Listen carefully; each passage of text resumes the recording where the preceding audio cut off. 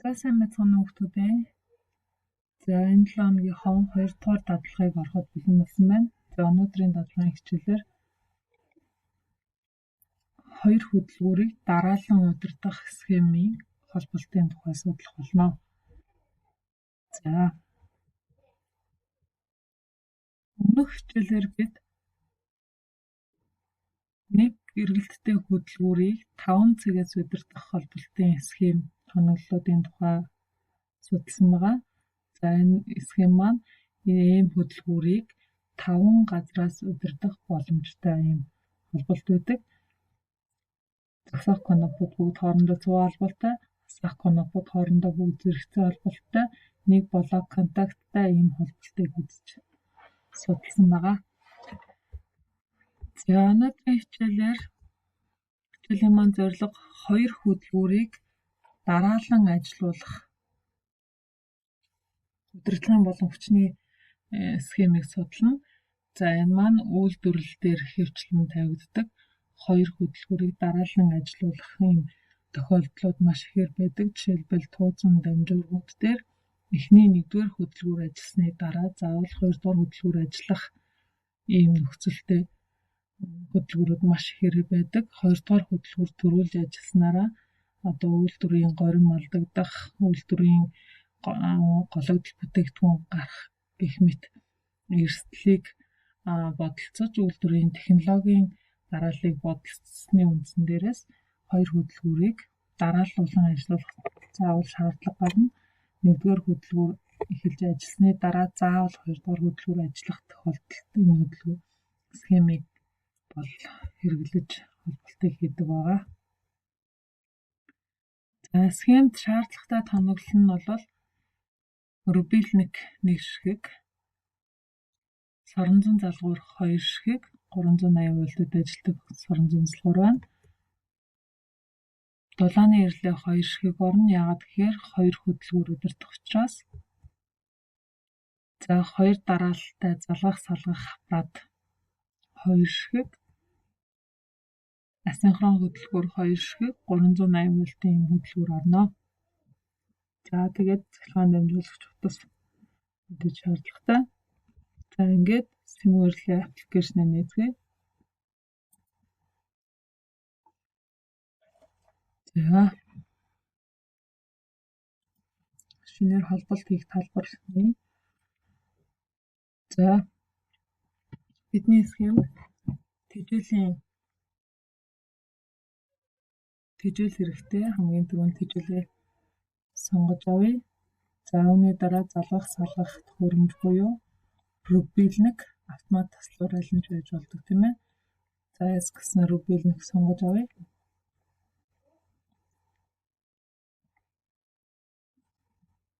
За соронзон залгуур маань 2 ширхэг шаардлагатай учраас 2 соронзон залгуур гаргаж авъя.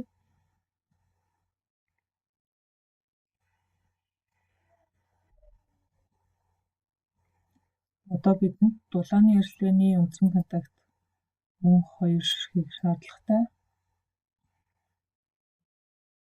2 хөдөлгүүр удирдах учраас 2 дулааны ирлээ, 2 соронзон залгуур хэрэгтэй. За 2 хөдөлгүүр хэрэгтэй. Хөдөлгүүр маань 380 вольтын асинхрон хөдөлгүүр байгаа. За хүчний эхлэхэд эдгээр тоноглолууд хэрэгтэй. За хүчний эхлэхийнхээ холболтыг хий. За тэжээл маань мэдээж фазын дарааллаараа залгах салгах төхөөрөмжтөр холбогддог. За залгах салгах төхөөрөмжөөс KM1-ийн фазууд маань дарааллаараа холбогдлоо. За 2 дугаар соронзон залгуурын контактууд маань 1-р соронзон залгуурын толгооноос тэжээгдэнэ.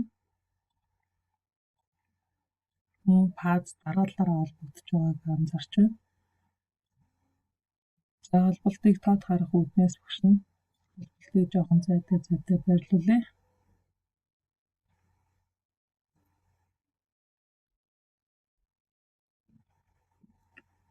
За одоо соронзон залгуурын үндсэн контактуудаас дулааны ирлээний үндсэн контактууд тэжээглээ. Мөн фаз дарааллаараа очиж байна. За дулааны ирлээнээс цахилгаан хөдөлгүүрүүд холбогдлоо. За ерөнхийдөө хүчний хэлхээ маань ингээд болж байгаа.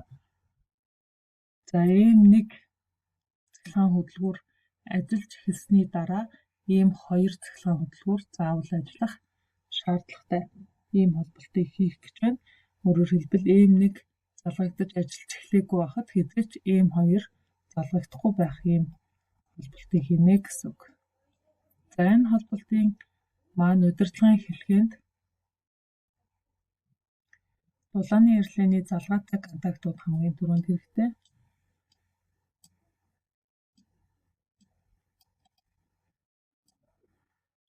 За энэ контактыг дулааны эрслийн залгаатай контакт болгон ашиглая. Нэрийг нь өөрчилнө. Дулааны эрслийн маань F гэсэн тэмдэглэгээтэй шүү дээ. За энэ маань F1-ийн залгаатай контакт. Энэ нь F2-ийн 2 дугаар дулааны эрслийн залгаатай контакт. Тоог нь 2 болгоё. За одоо бидэнд асаах коноп хэрэгтэй. Зогсоох коноп хэрэгтэй. За мэдээж хэлхээний хамгийн түрүүнд зогсоох коноп маань холбогддог. Зогсоох коноп маань хэвийн нөхцөл байнгын залгаатай байдаг контакт. За та нар маань энэ контактуудынхаа нэрийг маш сайн зээжилсэн байгаа. Одоо бас дадлага ороод нэлээд хэдэн хичээлүүд явчихсан учраас бүрсэн заавал энэ дэр нэрийг өөрчлөхгүйгээр шууд холболтыг хий. За асаах коноп. Асаах коноп мөн 2 хэрэгтэй. 2 хөдөлгүүртэй учраас.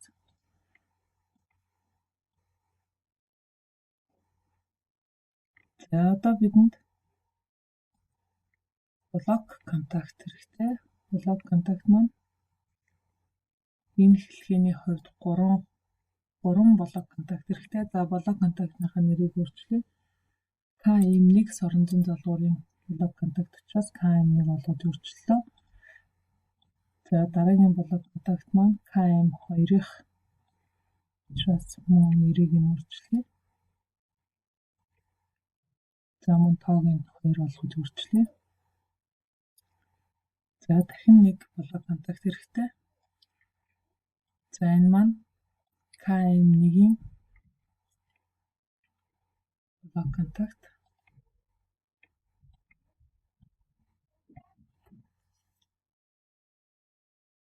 KM1-ийн блок контакт. За одоо бидэнд соронзон залгуурын маань катушкууд хэрэгтэй. За энэ маань KM1 соронзон залгуурын катушк. Энэ маань KM2 соронзон залгуурын катушк. Буюу зүрхөвч. За удирдлагын хэлхээнд эдгээр тоноглоод эдгээр контактууд хэрэгтэй. За одоо холболтыг хийцгээе. За дулааны эрслийн залгаатай контактууд хоорондоо зэрэгцээ холболттой. Дулааны эрслийнээс зогсоох коноп, зогсоох конопноос асаах конопоос катушк. За асаах коноп маань KM1 соронзон залгуурын блок контакттай зэрэгцээ холболтоор холбогдсон.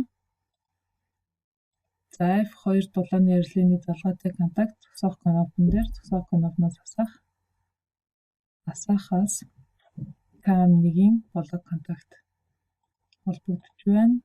За KM2-ийн блок контакт маань S5 асаах коноптой зэрэгцээ холболтоор холбогдсон. За эндээс A2 A1 маань хоорондоо холбогдсон. За одоо тэжээлийг нь өгөхөд байна. Тэжээлийг өгөхдөө схемээ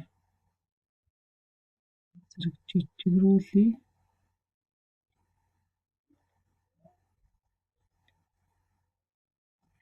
За L1 фазаас дулааны эрслийн 96 маань тэжээл авна. A1-үүд маань 0 дээр холбогдсон. За ерөнхийдөө ийм холболт байна. За энэ холболт маань шилжиж өгөхгүй байгаа. За одоо бид схемээ ажилуулж үзнэ. Хэрвээ бидний схем зөв болсон бол түрүүн багш нь хэлсэн байгаа тийм ээ. Ийм нэг хөдөлгүүр заавал хассны дараа ийм хоёр хөдөлгүүр маань асах шаардлагатай ийм холболтыг хийсэн. За энэ хөдөлгүүр нэгдүгээр хөдөлгүүр маань заавал ажилласны дараа хоёрдугаар хөдөлгүүр ажиллах шаардлагатай ийм үйлдвэрлэлийн технологийн процесс байдаг.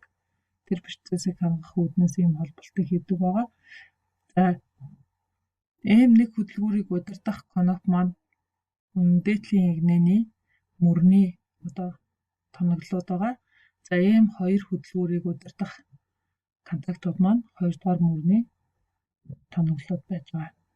За ажиллуулж үзье. Хэрвээ бидний холболт зөв болсон бол S4 асах конопыг дарахад ийм нэг хөдөлгүүр маань ажиллаж эхлээд ингээд ажиллаад тодорхой хугацааны дараа S5-ыг дарахад ийм хоёр хөдөлгүүр маань ажиллана. Зогсоох конопыг дарахад хоёр хөдөлгүүр маань хоёулаа зэрэг унтрана. За ингээд унтрсны дараагаар S5 конопыг дарахад ийм хоёр хөдөлгүүр маань асахгүй байх ёстой. Асахгүй байвал бидний холболт зөв болох ёстой. За ингээд холболтоо шалгая. За S4-ийг дарахад ийм нэг хөдөлгүүр маань ажиллаж байна. За S5-ыг дарахад S5 асах конопыг дарахад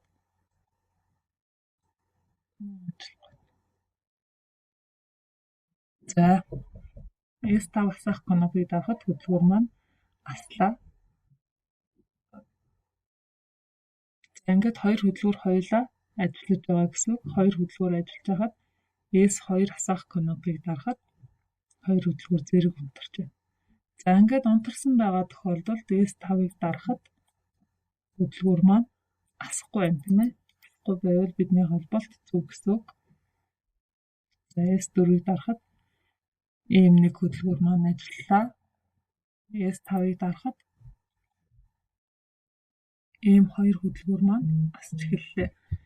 За ингээд ажиллаж байх явцад нь S3 зогсоох конопыг дарахад зөвхөн ийм хоёр хөдөлгүүр маань зогсох ёстой. За зогсож байна. Бидний холболт зөв гэсэн үг тийм ээ. За S5-ыг дарлаа. Хөдөлгүүр маань ажиллаж байна. За энэ нөхцөлийг ямар контакт хангаж өгöd байгаа юм бэ гэхээр KM1-ийн блок контакт энд нэмэгдэж тавьсан блок контакт маань энэ нөхцөлийг хангаж өгöd байгаа. Нэгдүгээр асах конопыг нэгдүгээр мотор ажиллахад энд блок контакт маань залгагдсанараа хоёрдугаар хөдөлгүүр ажиллах боломжийг олгож өгдөг. За энийг унтраачаа буцаад дарахад асахгүй байх ёстой. Асах ёстой. Ингээд хөдөлгүүр маань дараалан ажилладаг байх нэ. За та бүхэн энэ хөдөлгүүрийн холболтыг Simulink аппликейшн дээрээ багшаагаа дуурайгаад холбож үзээрэй.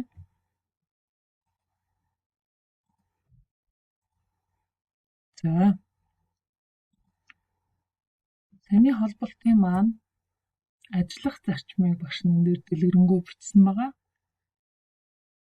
Та нар маань энэ холболтоо сайхан дэвтэр дээрээ тэмдэглээд уншаад аваарай. За анхаарах зүйлс нь гэх юм бол хүчний схемд хөдөлгүүрүүдийг зэрэгцээ холбоно. Өөрөөр хэлбэл M2 хөдөлгүүрийн тэжээлийг KM1 үндсэн контактын оролтон дээрээс авсан байгаа. Сайн анзаарсан баг тийм ээ. За хоёр буюу хэд хэдэн хөдөлгүүрийг дараалан ажилуулахын тулд өмнөх соронзон залгуурын блок контактыг дараагийн катушкны өмнө заавал тавина. Гэх мэтчлэн анхаарах зүйлсүүдийг мөн дэвтэртээ тэмдэглэж аваарай. За гэрийн даалгаварт схемээ дэвтэртээ зурна. Simulink аппликейшн дээр схемээ зураад скриншот хийгээд комент хэсэгт оруулаарай. За мэдгүй чадахгүй зүйлээ бол багшаасаа комент бичиж асуугаарай. За дараагийн хичээл хүртэл түр баяртай.